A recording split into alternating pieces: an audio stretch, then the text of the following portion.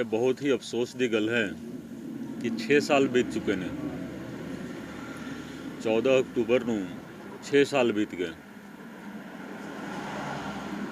तो सरकारां ਵੱਲੋਂ देखो जिस तरीके दे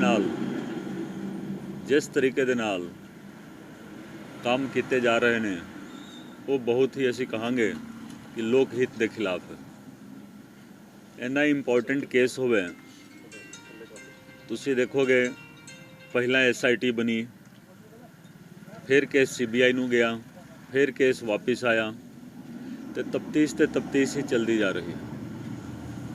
असी देखो मेरे कोल जिम्मेवारी सी कोटकपूरा ते बहबल कला दी जो फायरिंग हुई सी।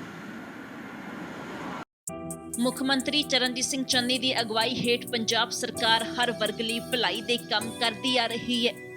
ਇਸੇ ਦੇ ਤਹਿਤ ਸੂਬੇ ਦੇ ਵਿੱਚ ਆਟੋ ਰਿਕਸ਼ਾ ਚਾਲਕਾਂ ਦੀ ਸਾਰ ਵੀ ਪੰਜਾਬ ਸਰਕਾਰ ਨੇ ਹੀ ਲਈ ਹੈ, ਜਿਨ੍ਹਾਂ ਨੂੰ ਵੱਡੀਆਂ ਰਾਹਤਾਂ ਦਿੱਤੀਆਂ ਗਈਆਂ ਨੇ। ਉਹਨਾਂ ਦੇ ਬਕਾਏ ਸਾਰੇ ਚਲਾਨ ਮਾਫ ਕਰ ਦਿੱਤੇ ਗਏ ਨੇ ਤੇ ਨਵੇਂ ਰਜਿਸਟ੍ਰੇਸ਼ਨ ਸਰਟੀਫਿਕੇਟ ਜਾਰੀ ਕੀਤੇ ਜਾ ਰਹੇ ਨੇ। 3 ਵੀਲਰ ਵਾਲਿਆਂ ਨੂੰ ਮਿਲੇ ਸੀ, ਟੈਕਸੀ ਵਾਲਿਆਂ ਨੂੰ ਮਿਲੇ ਸੀ, ਉਹਨਾਂ ਦਾ ਪਿਛਲੇ 7 ਮਹੀਨੇ ਦਾ ਜਾਂ ਪਿਛਲੇ ਸਮੇਂ ਦਾ ਬਕਾਇਆ ਖੜਾ ਸੀ ਕੋਰੋਨਾ ਦੇ ਵਿੱਚ 2020 ਦਾ, ਉਹ ਅਸੀਂ ਮਾਫ ਕਰ ਦਿੱਤਾ ਹੈ। ਇਹਦੇ ਵਿੱਚ 60,000 3 ਵੀਲਰ ਟੈਕਸੀ ਆਪਰੇਟਰ ਆਉਂਦੇ ਹੈ, ਉਹਨਾਂ ਨੂੰ ਰਾਹਤ ਮਿਲਣੀ ਹੈ।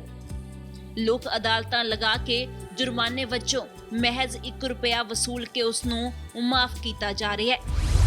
लगभग 30,000 3 व्हीलर वाले हैं, उन्हां दे जुर्माने माफ करने का सरकार ने फैसला कर लिया। कानूनी अड़चन सीगी, लोक अदालत ला के उन्हां दा जे 10,000 भी जुर्माना है तो 1 रुपया जुर्माना उन्हां तो लेके कानूनी अड़चन दूर करके माफ कर दिता जाएगा। पंजाब सरकार की सोच है कि तुहाडी मेहनत दा मुल पावांगे ताही तां चंगा शासन चलावांगे। असी दोवें केसां दे विच चलान कर दिता जी, कोटकपूरा दे विच भी ते बहबल कला फायरिंग केस दा भी चलान किया। ये बहुत घट लोकां नूं पता है कि जो रिपोर्ट क्वेस करवाई गई सी 9 अप्रैल नूं, वो रिपोर्ट सिर्फ ते सिर्फ कोटकपूरा वाली सी। जो बहबल कला फायरिंग केस है उस केस दे विच साडा चलान अदालत दे विच है, उस दे उत्ते कार्रवाई चल रही है, लेकिन सरकारी रवैया ठीक नहीं होने करके उहदे विच कोई प्रोग्रेस नहीं हो रहा। असी SHO तो लैके DGP रैंक ते तक ते दूसरे जिहड़े उहदे विच कॉन्सपीरेसी दे विच शामिल सीगे, खास करके जिन्हां दे फार्म हाउस ते जिप्सी दे उत्ते फायरिंग करके एक फॉल्स फैब्रिकेशन करन दा प्रयास किया गया, उन्हां सारियां नूं असीं चलान किया, लेकिन सरकार उहदे विच ट्रायल शुरू नहीं करवा रही है। सिर्फ ते सिर्फ कोटकपूरा दी रिपोर्ट जिहड़ी है वो भी रिपोर्ट नहीं है, वो भी सैशन अदालत दे विच ट्रायल चल रहा सी, तो उन्होंने क्वेस करवाया कैप्टन साहब ने, वो कोटकपूरा दी जो ट्रायल सीगी उसनूं क्वेस करवाया सी। लेकिन जो बहबल कला केस है उसका ट्रायल तो चलना चाहिए है ना, जो सरकार चाहे तो 1 दिन दे विच ट्रायल चल सकता है, ठीक है, क्योंकि जदों दोषियों के वकील नूं सरकार ने एडवोकेट जनरल नियुक्त कर लिया, उस दे नाल मनसा जाहिर हो गई कि सरकार की चाहुंदी है। क्लीयर हो गया कि सरकार दोषियों के नाल मिली हुई है, इस करके यह सारा कुछ हो रहा है। सरकार की मिली भुगत है वो सामने आ गई। कैप्टन साहब के टाइम असी बोलते सी कि अंदर खाते मिले हुए हैं, लेकिन जो चन्नी साहब आए ने तो खास करके जो होम मिनिस्ट्री का चार्ज है सुखजिंदर सिंह रंधावा, ये सरासर मिले हुए हैं, क्योंकि ये बोलते सी कि होम का चार्ज मैनू दे दो जी, मैं आ कर दूँ, आ कर दूँ जी, आ कर दूँ। लेकिन इन्हां दे भी अंदर खाते मतलब इन्हां दा गठबंधन हो गया है, इन्हां दा अलायंस हो गया है, इस करके कार्रवाई बंद है, कार्रवाई नहीं कराई जा रही। जेकर कोई आम केस हुंदा तो दोषियों नूं फड़ के पहला गिरफ्तारी हुंदी है, बाद दे विच परचा दर्ज हुंदा है, और बहुत छेती सारा काम मुक जाता है। लेकिन ये इन्ना इंपॉर्टेंट केस है क्योंकि ਇਹਦੇ ਵਿੱਚ देखो ਵੱਡੇ ਘਰਾਣੇ जो पॉलिटिकल फैमिली ਦੇ ਵੱਡੇ ਲੋਕ ਨੇ ਉਹਨਾਂ ਦਾ ਸਰਾਸਰ ਦੋਸ਼ ਹੈ ਤੇ ਉਹਨਾਂ ਦੇ ਨਾਲ ਇਹਨਾਂ ਦਾ ਰਾਜੀਨਾਮਾ ਹੋ ਗਿਆ ਹੈ। ਨਵਜੋਤ ਸਿੱਧੂ ਆਪ 75-25 ਦੀ ਸਰਕਾਰ ਬੋਲਦੇ ਸੀ ਤਾਂ ਹੁਣ ਤਾਂ 75-25 ਉਲਟ ਹੋ ਗਿਆ ਹੈ। ਹੁਣ 75-25 ਉਲਟ ਹੋ ਗਿਆ। ਕੈਪਟਨ ਸਾਹਿਬ ਦੇ ਟਾਈਮ 75-25 ਸੀਗਾ, 75 ਕਾਂਗਰਸ 25 ਅਕਾਲੀ, ਤਾਂ ਹੁਣ ਬਿਲਕੁਲ ਉਲਟ ਹੋ ਗਿਆ। ਠੀਕ ਹੈ ਕਿ ਨਹੀਂ? ਇਸ ਕਰਕੇ ਅਸੀਂ ਇਹੀ ਕਹਾਂਗੇ ਕਿ ਇਸ ਮੁੱਦੇ ਦੇ ਉੱਤੇ ਰਾਜਨੀਤੀ ਨਹੀਂ ਹੋਣੀ ਚਾਹੀਦੀ। ਬਰਗਾੜੀ, ਕੋਟਕਪੂਰਾ ਤੇ ਬਹਬਲ ਕਲਾਂ, ਇਹਨਾਂ ਮੁੱਦਿਆਂ ਦੇ ਉੱਤੇ ਰਾਜਨੀਤੀ ਨਹੀਂ ਹੋਣੀ ਚਾਹੀਦੀ ਹੈ। ਬਤੌਰ ਇਨਵੈਸਟੀਗੇਟਿੰਗ ਆਫਿਸਰ ਮੈਂ ਇਹੀ ਸਲਾਹ ਦੂੰਗਾ, ਜਦੋਂ ਵੀ ਮੈਂ ਇੱਧਰ ਆਉਂਦਾ ਹਾਂ ਜਾਂ ਜਦੋਂ ਵੀ ਇਸ ਕੇਸ ਦੇ ਬਾਰੇ ਕੋਈ ਵੀ ਚਰਚਾ ਹੁੰਦੀ ਹੈ ਤਾਂ ਮੈਂ ਇਹੀ ਕਹਿੰਦਾ ਹਾਂ ਕਿ ਇਸ ਚੀਜ਼ ਨੂੰ ਪੋਲੀਟੀਸਾਈਜ਼ ਨਾ ਕੀਤਾ ਜਾਵੇ। ਜਦੋਂ ਮੈਂ ਰਿਜ਼ਾਈਨ ਕੀਤਾ ਸੀ ਉਦੋਂ ਵੀ ਕੈਪਟਨ ਸਾਹਿਬ ਨੇ 2-4 ਦਿਨ ਤੱਕ ਰਿਜ਼ਿਗਨੇਸ਼ਨ ਨਹੀਂ ਐਕਸੈਪਟ ਕੀਤਾ ਔਰ ਮੈਂ ਫਿਰ ਬਿਆਨ ਦਿੱਤਾ ਸੀ। 13 ਅਪ੍ਰੈਲ ਵਿਸਾਖੀ ਵਾਲੇ ਦਿਨ ਮੈਂ ਵੀ ਬਿਆਨ ਦਿੱਤਾ ਕਿ ਇਸ ਮੁੱਦੇ ਨੂੰ ਪੋਲੀਟੀਸਾਈਜ਼ ਨਾ ਕੀਤਾ ਜਾਵੇ, ਗਲੈਮਰਾਈਜ਼ ਨਾ ਕੀਤਾ ਜਾਵੇ, ਕਿਉਂਕਿ ਕੁਝ ਲੋਕ ਨੇ ਜੋ ਬਾਲੀਵੁੱਡ ਸਟਾਈਲ ਦੇ ਵਿੱਚ ਇਹਨੂੰ ਗਲੈਮਰਾਈਜ਼ ਕਰਦੇ ਨੇ ਇਸ ਮੁੱਦੇ ਨੂੰ। तो इस मुद्दे के उत्ते हुण राजनीति बंद होनी चाहिए है। मैं तो यही कहूँगा। सर, आपने जांच की है और इस जांच में आप किसको मुख्य दोषी मानते हैं? देखो, जो जांच है, जो चलान दे दिता गया है, मैं कहा ना कि उदों दे जो SHO सीगे, SHO तो लेके DGP सुमेध सैनी तक उन्होंने चलान कर दिता गया है। सरकार की प्रवानगी भी मिल गई है, सारा कुछ ठीक है। बहबल कला केस दे विच कोई दिक्कत नहीं है। बहबल कला केस दे विच ट्रायल नहीं करवा रही है सरकार। एक कट लोगों को पता है, लोग यही समझते हैं कि बहबल कला की रिपोर्ट भी क्वैस हो गई है तो कोटकपूरा की रिपोर्ट भी क्वैस हो गई है। लेकिन जो कोटकपूरा वाली रिपोर्ट सीगी उस दे विच सीधे सीधे सुखबीर बादल का नाम सीगा, प्रकाश सिंह बादल का नाम सीगा। तो इस करके तुसी देख सकते हो कैप्टन साहब का जदों राजीनामा होया उस परिवार के नाल, तो उन्होंने जो कुछ करवाया वो इस मुल्क का संविधान जो है इजाज़त नहीं दिता है। जदों ट्रायल शुरू हो गया किसी केस दे विच तो उसका ट्रायल होना चाहिए। ट्रायल भावें सैशन अदालत दे विच हो जाए, ट्रायल भावें हाई कोर्ट दे विच हो जाए। सरकार नूं चाहिदा सी, सरकारी वकील नूं चाहिदा सी कि वो हाई कोर्ट दे विच बहस कर दे, अपना आर्गूमेंट पेश कर दे कि केस दा ट्रायल चल रहा है। ये कोई फैक्ट फाइंडिंग रिपोर्ट नहीं है, केस दे उत्ते ट्रायल चल रहा है। तो सरकार वालों सर्टिफिकेट दिता गया। कैप्टन साहब ने बतौर होम मिनिस्टर, क्योंकि होम मिनिस्टर का चार्ज उन्होंने कोल सी, तो बतौर होम मिनिस्टर उन्होंने भी सर्टिफिकेट है कि जो रिपोर्ट है वो हर पक्षों कंप्लीट रिपोर्ट है, उसके उत्ते ट्रायल होना चाहिए। तो यही मेरी बेनती है कि छेती तो छेती बहबल कला केस, खास करके जिथे अपने जो उथे पुलिस फायरिंग जड़ी हुई सी ते जिस करके अपने सुखराज सिंह जी बैठे हुए ने, इन्हां दे पिता जी नूं ते भाई गुरजीत सिंह जी दे फादर साहब भी बैठे हुए हैं। तो देखो, इंसाफ तो मिलना चाहिए है ना। इन्हां केसां दे विच तो कोई अड़चन ही नहीं। बहबल कला फायरिंग केस दे विच कोई अड़चन नहीं है। घट्टो घट्ट तुसीं ट्रायल शुरू कराओ, ट्रायल शुरू कराओगे फिर सच्चाई सामने आऊगी। ट्रायल जो शुरू होगा फिर सच्चाई सामने आऊगी। बगैर ट्रायल किसी नूं सज़ा या बरी नहीं किया जा सकता है। तो कोटकपूरा दे विच जो होया, ट्रायल तो बगैर ही कुछ लोगों को बरी कराने की कोशिश की गई, नवी सीट बनाई गई। ये कहा गया कि 6 महीने के अंदर अंदर रिपोर्ट सैशन अदालत के विच दी जाए, लेकिन वो 6 महीना भी बीत गया। तो इस करके मैं यही कहांगा कि भावें ये सरकार है चन्नी साहब की, जां कैप्टन साहब की सरकार है, जां अकाली BJP की सरकार सीगी, ये सारिया सरकारों के बारे में यही कहांगा कि ये राजनीति कर रहे हैं, सारे लीडर राजनीति कर रहे हैं, तो अंदर खाते सारे मिले हुए हैं। इस करके इंसाफ नहीं मिल रहा। सर, आप FIR दर्ज हुई है, दोनों ने नेड़े आके मजीठिया दी FIR देखो, आज असी इत्थे बैठे हुए हाँ, असी जेकर ऐसे मुद्दे के बारे गल करिए तो ज़्यादा वधिया रहेगा। सर, तुसी हमेशा कहते हैं कि इस मुद्दे ते राजनीति नहीं होनी चाहिए। मैं बार बार बोलता हाँ, सुनो, मैं कहता कि देखो, मैं नौकरी छड्डन तो बाद तकरीबन 3 महीने बाद मैं आम आदमी पार्टी ज्वाइन कर लिया।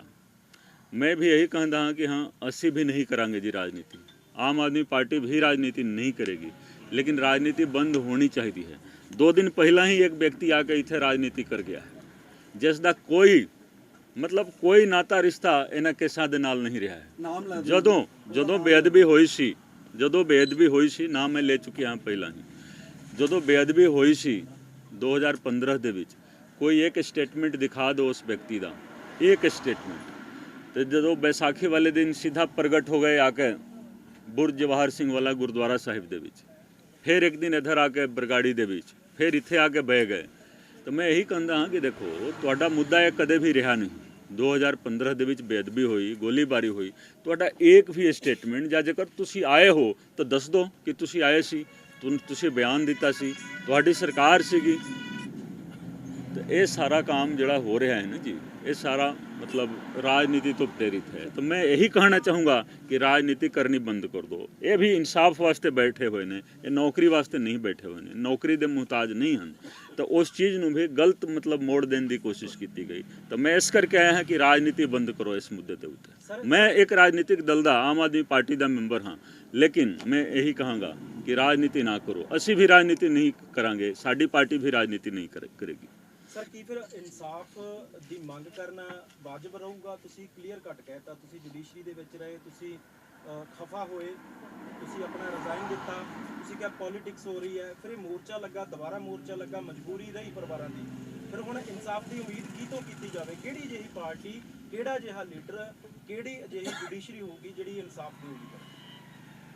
देखो मैं चन्नी साहब की जिहड़ी सरकार है ना जी, ਜਾਂ कांग्रेस की सरकार है, ਜਾਂ ਨਵਜੋਤ ਸਿੰਘ ਸਿੱਧੂ ਦੀ ਸਰਕਾਰ ਹੈ, ਜਾਂ ਹੋਮ ਮਿਨਿਸਟਰੀ ਸੁਖਜਿੰਦਰ ਰੰਧਾਵਾ ਦੀ ਹੈ, ਮੈਂ ਕੋਈ ਮੰਗ ਇਹਨਾਂ ਕੋਲੋਂ ਨਹੀਂ ਕਰ ਸਕਦਾ ਹਾਂ। ਮੈਂ ਕੋਈ ਮੰਗ ਕਰਨ ਵਾਸਤੇ ਨਹੀਂ ਆਇਆ ਕਿਉਂਕਿ ਉਹ ਇਸ ਕਾਬਿਲ ਹੀ ਨਹੀਂ ਹਨ। ਇਹਨਾਂ ਸਾਰਿਆਂ ਨੇ ਦਿਖਾ ਦਿੱਤਾ ਹੈ ਕਿ ਇਹਨਾਂ ਦੀ ਰਾਜਨੀਤੀ ਜੋ ਹੈ ਸਿਰਫ ਤੇ ਸਿਰਫ ਰਾਜਨੀਤੀ ਵਾਸਤੇ ਹੈ। ਇਸ ਮੁੱਦੇ ਨੂੰ ਰਾਜਨੀਤਿਕ ਰੰਗਤ ਦੇਣਾ ਹੈ ਤੇ ਇਮੋਸ਼ਨਲ ਬਲੈਕਮੇਲ ਕਰਕੇ ਪਬਲਿਕ ਦੇ ਇਮੋਸ਼ਨਸ ਨੂੰ राजनीति ਦੇ ਵਿੱਚ ਤਬਦੀਲ ਕਰਨਾ ਹੈ ਤੇ ਪਾਵਰ ਲੈਣਾ ਹੈ। ਇਸ ਕੰਮ ਵਾਸਤੇ ਇਹ ਸਾਰਾ ਕੁਝ ਕਰ ਰਹੇ ਨੇ।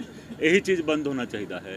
ਇਹ ਜਿਹੜੀ ਸਰਕਾਰ ਹੈ, ਜਾਂ ਕੈਪਟਨ ਸਾਹਿਬ ਦੀ ਸਰਕਾਰ, ਜਾਂ ਚੰਨੀ ਸਾਹਿਬ ਦੀ ਸਰਕਾਰ, ਅਸੀਂ ਕੋਈ ਮੰਗ ਨਹੀਂ ਕਰ ਸਕਦੇ ਕਿਉਂਕਿ ਇਹ ਮੰਗ ਕਰਨ ਦੇ ਕਾਬਿਲ ਨਹੀਂ ਹਨ। ਇਹ ਕੁਝ ਦੇ ਨਹੀਂ ਸਕਦੇ, ਇਹ ਇਨਸਾਫ ਕਰਾ ਨਹੀਂ ਸਕਦੇ ਜੀ। तो रास्ता क्या है सर आपकी नज़र में? ਰਸਤਾ ਹੈ 2022 ਦੇ ਵਿੱਚ ਇਲੈਕਸ਼ਨ ਆ ਰਿਹਾ ਹੈ। ਆਮ ਜਨਤਾ ਨੇ ਮਨ ਬਣਾ ਲਿਆ ਹੈ। ਸਰਕਾਰ ਆਮ ਆਦਮੀ ਪਾਰਟੀ ਦੀ ਬਣੂਗੀ। तुरंत इस मुद्दे ਨੂੰ सॉल्व किया जाऊगा जी, तुरंत सॉल्व किया जाऊगा जी। ਸਰ ਤੁਹਾਨੂੰ ਨਹੀਂ ਲੱਗਦਾ ਜਦੋਂ 192 ਦਿਨਾਂ ਬਾਅਦ ਇਸ ਨੂੰ ਕਾਲ ਆਫ ਕੀਤਾ ਸੀ ਧਰਨੇ ਨੂੰ, ਉਦੋਂ ਨਹੀਂ ਸੀਗੀ ਨੁਮਾਇੰਦਾ ਦੇ ਇਨਫਲੂਐਂਸ ਚ ਆ ਕੇ ਕਾਲ ਚੱਕਣਾ ਨਹੀਂ ਸੀ ਚਾਹੀਦਾ ਜਿਹੜਾ ਧਰਨਾ ਸੀਗਾ, ਤਾਂ ਹੁਣ ਫੇਰ ਤੋਂ ਡਿਲੇ ਨਹੀਂ ਦੇਖੋ ਉਦੋਂ ਮੈਂ ਇਨਵੈਸਟੀਗੇਸ਼ਨ ਸੁਣੋ ਜਿੱਤੇ ਆ ਜੀ। ਦੇਖੋ ਕਿਸਾਨਾਂ ਨੇ ਉਸ ਟਾਈਮ ਉਹ ਅੜੇ ਰਹਿੰਦੇ ਕਿ ਅਸੀਂ ਨਹੀਂ ਇੱਥੋਂ ਉੱਠਦੇ। ਅਸੀਂ 2018 12 ਅਕਤੂਬਰ ਤੋਂ ਇਨਵੈਸਟੀਗੇਸ਼ਨ ਸ਼ੁਰੂ ਕੀਤੀ ਸੀ। 12 ਅਕਤੂਬਰ 2018 ਨੂੰ ਅਸੀਂ ਸਭ ਤੋਂ ਪਹਿਲਾਂ ਇੱਧਰ ਆਏ ਸੀ, ਸਾਰਾ ਕੁਝ ਦੇਖ ਕੇ ਗਏ ਸੀ। ਤੇ ਜਦੋਂ ਇਹ ਮੋਰਚਾ, ਉਦੋਂ ਮੋਰਚਾ ਲੱਗਿਆ ਹੋਇਆ ਸੀ ਤੇ ਅਸੀਂ ਇਨਵੈਸਟੀਗੇਸ਼ਨ ਕਰ ਰਹੇ ਸੀ। तो ਮੋਰਚੇ ਦੇ ਵਿੱਚ ਅਸੀਂ ਗਏ ਨਹੀਂ। ਹਾਂ, ਕੁਝ ਵਿਅਕਤੀਆਂ ਦਾ ਬਿਆਨ ਲੈਣਾ ਸੀ, ਕੁਝ ਗਵਾਹਾਂ ਦਾ, ਤਾਂ ਸਾਡੇ ਅਫਸਰ ਆ ਕੇ ਬਿਆਨ ਲੈ ਗਏ। ਲੇਕਿਨ ਚूँकि मैं इन्वेस्टिगेशन कर रहा सी तो इस करके उस मोर्चे के बारे में आज भी कोई बयान नहीं दूंगा क्योंकि वो बयान राजनीति तो प्रेरित ही लगेगा। मैं पहला ही कहा कि राजनीति होनी नहीं चाहिए है इस मुद्दे के ऊपर, क्योंकि ये बहुत ही, देखो ये मुद्दा है ना, बहुत इम्पोर्टेंट मुद्दा है और बहुत सीरियस चीज़ है। और कोई भी सरकार या कोई भी लीडर इसनू मतलब सीरियस तरीके दे नाल नहीं ले रहे हैं, तो इस करके इनू राजनीतिक रंगत नहीं देना चाहिए है। सर सुप्रीम कोर्ट च एक्सेप्ट हो गई सी, फाइल खुल गया सी केस दोबारा? किस केस दा? सुप्रीम कोर्ट च नहीं, देखो जो क्वेश्चन 9 अप्रैल ਨੂੰ ਮਾਨਯੋਗ ਹਾਈ ਕੋਰਟ ਵੱਲੋਂ ਕੀਤੀ ਗਈ, जो ट्रायल चल रहा सी मेरी रिपोर्ट के आधार पर, यह भी क्लीयर होना चाहिए है कि मेरी रिपोर्ट क्वेश नहीं हुई है। मेरी रिपोर्ट के आधार पर सैशन अदालत फरीदकोट के विच जो ट्रायल चल रहा सी वो ट्रायल क्वेश होया है। ये लोगों को पता नहीं है, इस संगत को पता नहीं है। लोगों को यही लगता है कि कुंवर विजय प्रताप ने कैप्टन साहब को कोई रिपोर्ट दी सी, वो रिपोर्ट हाई कोर्ट ने क्वेश कर दी थी। इस तरह नहीं है। मेरी रिपोर्ट चलान के रूप दे विच मजिस्ट्रेट, जुडिशियल मजिस्ट्रेट फरीदकोट की अदालत दे विच आया, सैशन कमिट होकर सैशन ट्रायल वास्ते गया, तो चलता होया ट्रायल क्वेश होया है। क्योंकि धारा 319 CRPC के तहत जो बड़ा परिवार सीगा उन्हां दी तलबी होनी लाजमी हो गई सी, बहुत जल्दी उन्होंने तलब किया जाना सी। इस करके कैप्टन साहब ने ये काम करवाया। सब तो बड़ी गल है, दो चीज़ है जी, जेकर सरकार दे वकील अदालत दे विच एक कहंदे कि इस केस दे उत्ते ट्रायल चल रहा है, ये सधारण रिपोर्ट नहीं है, ਇਹਦੇ ਉੱਤੇ ट्रायल चल रहा है सैशन अदालत ਦੇ ਵਿੱਚ, ਤੇ ट्रायल होना चाहिए है, ट्रायल क्वेस नहीं किया जा सकता है।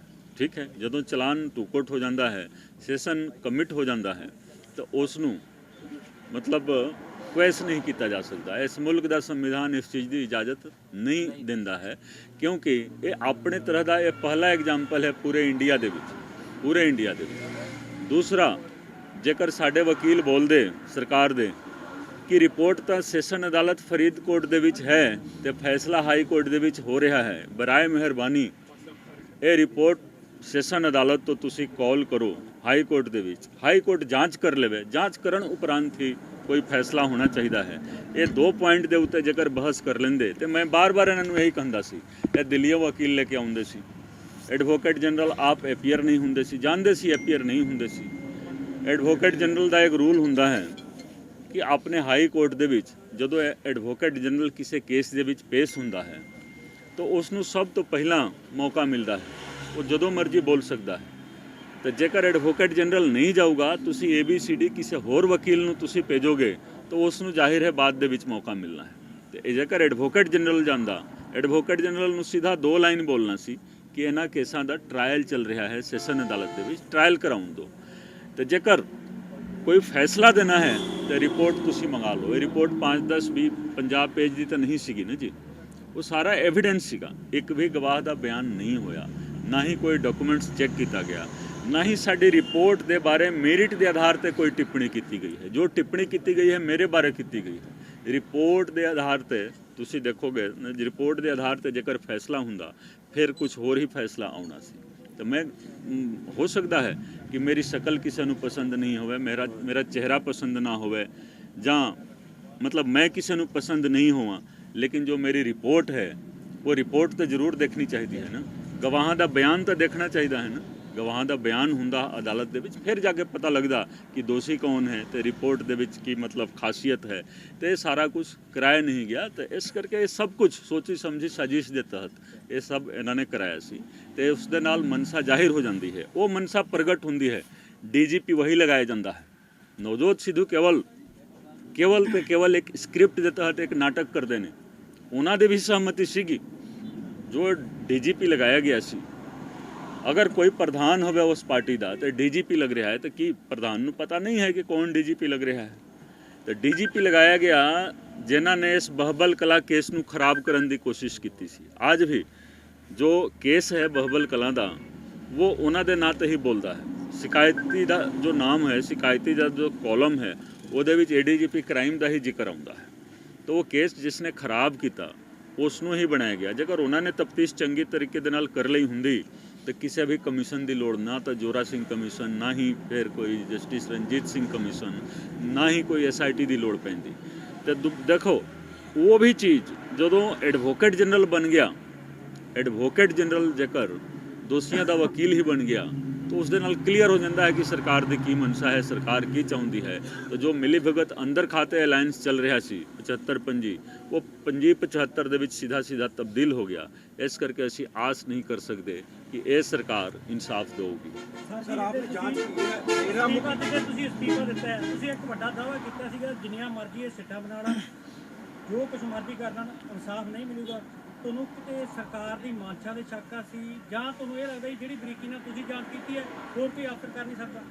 देखो CBI ने केस क्लोज कर दिता सी, बरगाड़ी का केस, बुर्ज जवाहर सिंह वाला केस CBI ने, तुसी देखोगे 2015 ਦੇ ਵਿੱਚ ਤਫਤੀਸ਼ ਸ਼ੁਰੂ ਹੋਈ ਸੀ CBI ਵੱਲੋਂ, 16, 17, 18 ਦੇ ਵਿੱਚ ਆ ਕੇ ਇਹਨਾਂ ਨੇ 18 ਕਿ 19 ਦੇ ਵਿੱਚ ਕੇਸ ਕਲੋਜ਼ ਕਰ ਦਿੱਤਾ ਹੈ, 19 ਦੇ ਵਿੱਚ ਕਲੋਜ਼ ਕਰ ਦਿੱਤਾ। ਉਹ ਵੀ ਚੁੱਪ ਤੇ ਮੈਂ ਫਰੀਦਕੋਟ ਹੀ ਸੀਗਾ, ਮੈਨੂੰ ਪਤਾ ਲੱਗ ਗਿਆ कि केस क्लोज हो गया है। ठीक है, तो जो केस क्लोज हो गया तो CBI की कारगुजारी तुसी समझ सकते हो कि CBI की इन्वेस्टिगेशन की टेक्नीक या CBI की मनसा जो कुछ भी है, जेकर तुसी केस ले लिया और केस जेकर तफ्तीश नहीं कर सकते तो क्लोजर तुसी नहीं फाइल कर सकते। तुसी सीधा स्टेट गवर्नमेंट ਨੂੰ ਰਿਪੋर्ट कर दो कि ਅਸੀਂ कुछ ਲੱਭ नहीं सके जी, तुसी अपने लेवल ਤੇ काम कर लो। तो CBI जेकर कर नहीं सकती है, ਅਸੀਂ ਕਰਨ ਦੀ ਕੋਸ਼ਿਸ਼ ਕੀਤੀ, ਅਸੀਂ ਚਲਾਨ भी ਦਿੱਤਾ। CBI ਨੇ क्लोजर रिपोर्ट फाइल ਕੀਤਾ, ਸਾਡੀ SIT ਨੇ ਚਲਾਨ ਦਿੱਤਾ। ਤੇ ਚਲਾਨ ਦੇ ਆਧਾਰ ਤੇ ਅਦਾਲਤ ਦੇ ਵਿੱਚ ਕਾਰਵਾਈ ਹੋਣੀ ਚਾਹੀਦੀ ਸੀਗੀ, ਲੇਕਿਨ ਉਸ ਚੀਜ਼ ਨੂੰ ਕੁਐਸ ਕਰਵਾਇਆ ਗਿਆ। ਤੇ ਜਦੋਂ ਕੁਐਸ ਕਰਵਾ ਦਿੱਤਾ ਗਿਆ ਤਾਂ ਉਸ ਦੇ ਨਾਲ ਸਰਕਾਰ ਦੀ ਮਨਸਾ ਸਾਬਿਤ ਹੋ ਜਾਂਦੀ ਹੈ ਕਿ ਸਰਕਾਰ ਨਹੀਂ ਚਾਹੁੰਦੀ ਹੈ ਕਿ ਉਹਦੇ ਉੱਤੇ ਕਾਰਵਾਈ ਹੋਵੇ। ਦੂਸਰਾ, ਸਾਰੀ ਸੰਗਤ ਨੂੰ, ਸਾਰੇ ਪੰਜਾਬੀਆਂ ਨੂੰ ਇਹੀ ਪਤਾ ਹੈ ਕਿ ਸਾਰੇ ਰਿਪੋਰਟ ਹੀ ਕੁਐਸ ਹੋ ਗਏ, ਕਿਉਂਕਿ ਬਹਬਲ ਕਲਾਂ ਰਿਪੋਰਟ ਦੇ ਆਧਾਰ ਤੇ ਜੋ ਟ੍ਰਾਇਲ ਚੱਲ ਰਿਹਾ ਹੈ ਉਸ ਦੇ ਵਿੱਚ ਕੋਈ ਪ੍ਰੋਗਰੈਸ ਨਹੀਂ ਹੋਇਆ। ਜੇਕਰ ਪ੍ਰੋਗਰੈਸ ਹੁੰਦਾ ਫਿਰ ਹੌਲੀ ਹੌਲੀ ਪਤਾ ਲੱਗਦਾ ਕਿ ਹਾਂ ਇਸ ਸਾਡੀ ਜਿਹੜੀ ਰਿਪੋਰਟ ਹੈ ਉਸ ਰਿਪੋਰਟ ਦੇ ਵਿੱਚ ਕੀ ਸੱਚਾਈ ਹੈ, ਕੀ ਸੱਚਾਈ ਨਹੀਂ ਹੈ। ਉਹ ਤਾਂ ਹੀ ਪਤਾ ਲੱਗੂਗਾ ਨਾ ਜਦੋਂ ਟ੍ਰਾਇਲ ਹੋਊਗਾ, ਗਵਾਹਾਂ ਦਾ ਬਿਆਨ ਹੋਊਗਾ। तो इस सरकार की मनसा ही जेकर नहीं है तो फिर SIT 1 बनाओ, 2 बनाओ, 10 बना लो, कोई सिट्टा नहीं निकलना है। मैं यही बयान दिता सी। ਸਰ ਆਖਰੀ ਸਵਾਲ, ਡੇਰਾ ਮੁਖੀ ਦਾ ਤੁਸੀਂ ਜਾਂਚ ਕੀਤੀ ਹੈ, ਡੇਰਾ ਮੁਖੀ ਦੀ ਕਿੱਥੇ ਕਿੱਥੇ ਇਨਵੋਲਵਮੈਂਟ ਰਹੀ ਹੈ? नहीं देखो, मैं इतने नहीं बोल सकता हूँ ना जी, असं कोई राजनीतिक रंगत नहीं देना चाहते हैं। जो SIT एक होर बनी हुई है ना, बरगाड़ी वाली, बरगाड़ी ते बुर्ज बहार सिंह वाला, वो इन्वेस्टिगेशन कर रहे हैं। वही दसणगे कि हाँ की चीज़ है उस दे विच किस तरीके दे नाल की होया, ये सारा चीज़ वो दसणगे। ठीक है, क्योंकि जदों सुनो तो सही नहीं, जदों SIT बन चुकी है तो उस SIT दे काम दे विच मैं दखलअंदाजी किस तरह कर सकता? नहीं, मैं नहीं, मैनू जान नहीं दिता गया जी, मैनू जान नहीं दिता गया, इस करके वो जांच ही नहीं हो पाई। आपकी जांच में पूछगिछ हो ही नहीं ना जी, पूछगिछ हो ही नहीं सकी। साड़ी SIT दे वालों पूछगिछ नहीं हुई है। जो बरगाड़ी वाली SIT नवी बनी है उन्होंने पूछगिछ की है तो उस बारे वही बयान देंगे। सानू इजाजत नहीं मिली सी, ਅਸੀਂ ਜਾਣਾ ਸੀ। ਤੁਹਾਡੇ ਵੱਲੋਂ ਕਿੰਨੇ ਸਮੇਂ ਤੁਹਾਡੇ ਵੱਲੋਂ ਕੀਤਾ ਗਿਆ ਨੇ ਤੁਹਾਡੀ SIT ਸਰਕਾਰ ਆਉਣ ਦੇ ਕਿੰਨਾ ਸਮੇਂ ਚ ਇਨਸਾਫ ਮਿਲ ਸਕਦਾ ਹੈ? ਬਸ ਸਰਕਾਰ ਆ ਲੈਣ ਦਿਓ, ਸਾਡੀ ਪ੍ਰਾਇੋਰਟੀ ਦੇ ਵਿੱਚ ਹੈ ਔਰ ਛੇਤੀ ਤੋਂ ਛੇਤੀ ਅਸੀਂ ਕੋਸ਼ਿਸ਼ ਕਰਾਂਗੇ, ਕਿਉਂਕਿ ਇਹ ਸਰਕਾਰਾਂ ਦਾ ਕੰਮ ਦੇਖੋ ਕਾਨੂੰਨ ਦੇ ਹਿਸਾਬ ਦੇ ਨਾਲ ਕੰਮ ਕਰਨਾ ਹੁੰਦਾ ਹੈ। ਇਹ ਜਿਹੜੀ ਸਰਕਾਰ ਹੈ ਨਾ, ਕਾਨੂੰਨ ਦਾ ਕਤਲ ਕੀਤਾ, ਸੰਵਿਧਾਨ ਦਾ ਕਤਲ ਕੀਤਾ, ਇਨਸਾਫ ਦਾ ਕਤਲ ਕੀਤਾ ਇਸ ਸਰਕਾਰ ਨੇ। ਤਾਂ ਅਸੀਂ ਛੇਤੀ ਤੋਂ ਛੇਤੀ ਇਹ ਸਾਰੇ ਜੋ ਉਹਨਾਂ ਨੇ ਵਿਗਾੜ ਦਿੱਤਾ ਸਿਸਟਮ ਨੂੰ, ਖਰਾਬ ਕੀਤਾ, ਉਸ ਸਿਸਟਮ ਨੂੰ ਬਹੁਤ ਹੀ ਤਰੀਕੇ ਦੇ ਨਾਲ ਕਾਨੂੰਨੀ ਪੱਖ ਨੂੰ ਸਾਰਾ ਕੁਝ ਮਤਲਬ ਸਾਰਾ ਚੀਜ਼ ਸਾਥ ਲੈਂਦੇ ਹੋਏ ਸੰਵਿਧਾਨਿਕ ਤੌਰ ਤੇ ਅਸੀਂ ਕੋਸ਼ਿਸ਼ ਕਰਾਂਗੇ ਕਿ ਬਹੁਤ ਛੇਤੀ ਤੋਂ ਛੇਤੀ ਅਸੀਂ ਇਨਸਾਫ ਦਿਲਵਾਵਾਂਗੇ। ਜਿਹੜਾ ਗੋਲੀकांड ਸਾਰਾ ਹੋਇਆ ਜੀ, ਇਸ ਪੂਰਾ ਸਰਕਾਰੀ ਸ਼ਹਿ ਤੇ ਆਪ ਜੀ ਨੂੰ ਲੱਗਦਾ ਕਿ ਪੁਲਿਸ ਦਾ ਰਵੱਈਆ ਹੀ ਇੰਨਾ ਸਖਤ ਹੋ ਗਿਆ ਸੀਗਾ ਵੀ ਉਹਨਾਂ ਜੋ ਕੁਝ ਵੀ ਹੈ ਤੁਸੀਂ ਦੇਖੋ, ਮੇਰਾ ਜੋ ਚਲਾਨ ਹੈ ਨਾ, ਚਲਾਨ ਦੇ ਸਿਨੋਪਸਿਸ ਦੇ ਵਿੱਚ ਤੁਸੀਂ ਦੇਖ ਸਕਦੇ ਹੋ। ਅੱਜ ਜੇਕਰ ਮੈਂ ਕੋਈ ਬਿਆਨ ਦਿੰਦਾ ਹਾਂ ਤੇ ਮੇਰੇ ਹੀ ਰਿਪੋਰਟ ਦੇ ਆਧਾਰ ਤੇ, ਮੇਰੇ ਹੀ ਚਲਾਨ ਦੇ ਆਧਾਰ ਤੇ ਬਹਬਲ ਕਲਾਂ ਜੋ ਫਾਇਰਿੰਗ ਕੇਸ ਹੈ ਉਸ ਦੇ ਵਿੱਚ ਟ੍ਰਾਇਲ ਚੱਲ ਰਿਹਾ ਹੈ ਸੈਸ਼ਨ ਅਦਾਲਤ ਫਰੀਦਕੋਟ ਦੇ ਵਿੱਚ।